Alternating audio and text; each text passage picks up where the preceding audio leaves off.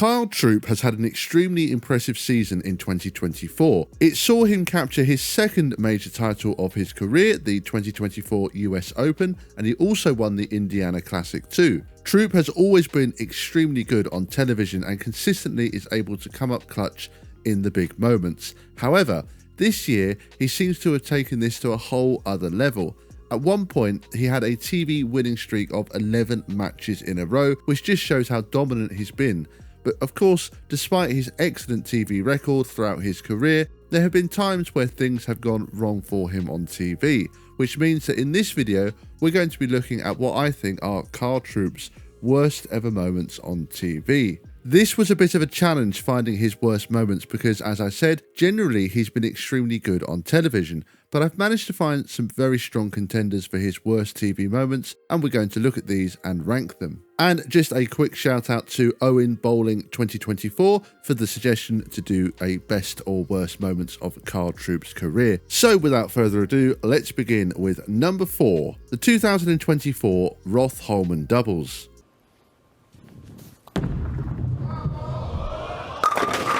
We're bowling on dual patterns here. You can see he's already curving it. A little bit too much that time, as it turned out. 3-6-10 facing Kyle. That was a ball change and big right.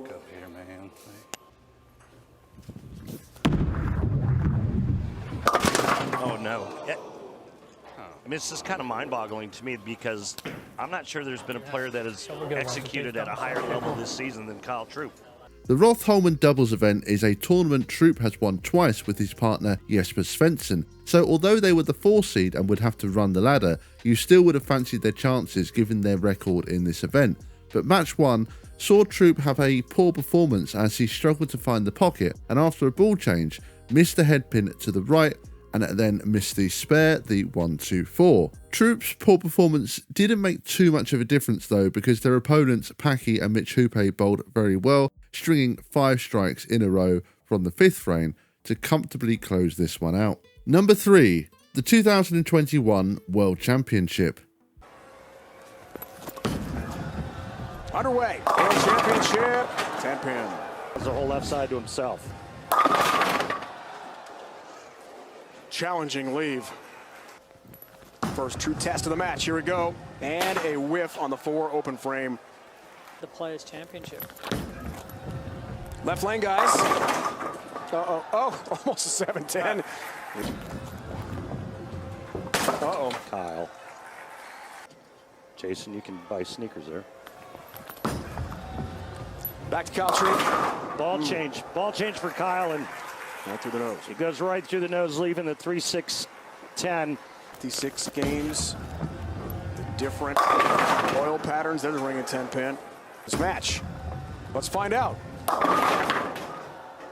4-7. 2021 was quite a tough year for Troup. Although he did win 1 title, the PBA Playoffs, he lost in 4 title matches in that year alone. As well as this, he made the telecast for the 2021 World Championship, and match 1 saw him have quite possibly his worst ever performance on TV against Chris Vi. He left the 4-9 in frame 2 for an open and then followed this up by missing the 7 pin. It was so bad that Troup didn't actually get his first strike until the 8th frame. Definitely a telecast to forget for him. Number 2, the 2024 PBA Playoffs. How does he handle it? Hated it. Paid for it. Yeah.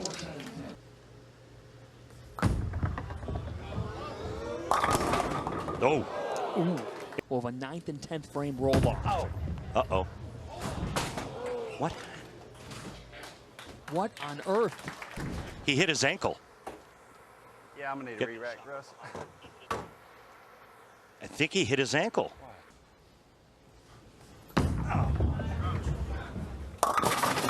In some pain. At this point, Troup had a very impressive TV record, having won 11 matches in a row on TV.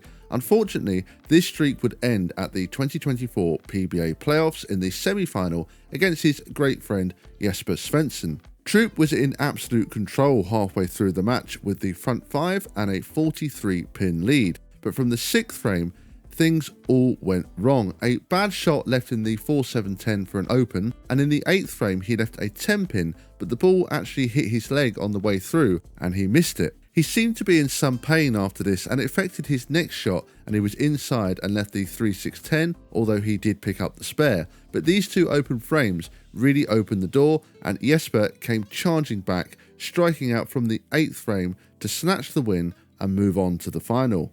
Troup looked to have this one in the bag, especially as Jesper had a bad start, but the second half of this match completely changed everything. And number 1, the 2023 US Open.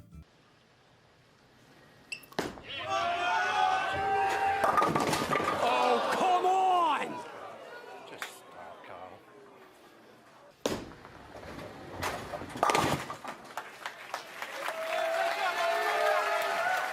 Strike and 8 for E.J. Tackett to become a triple crown winner.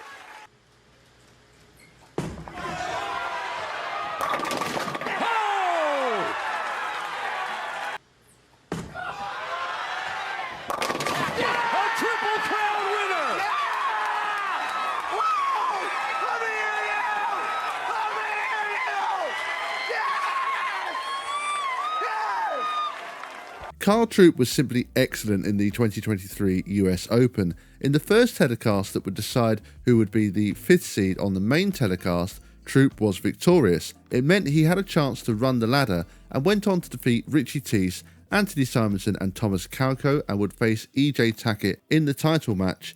And this one was as close as it gets, as they were pretty much tied throughout the entire match.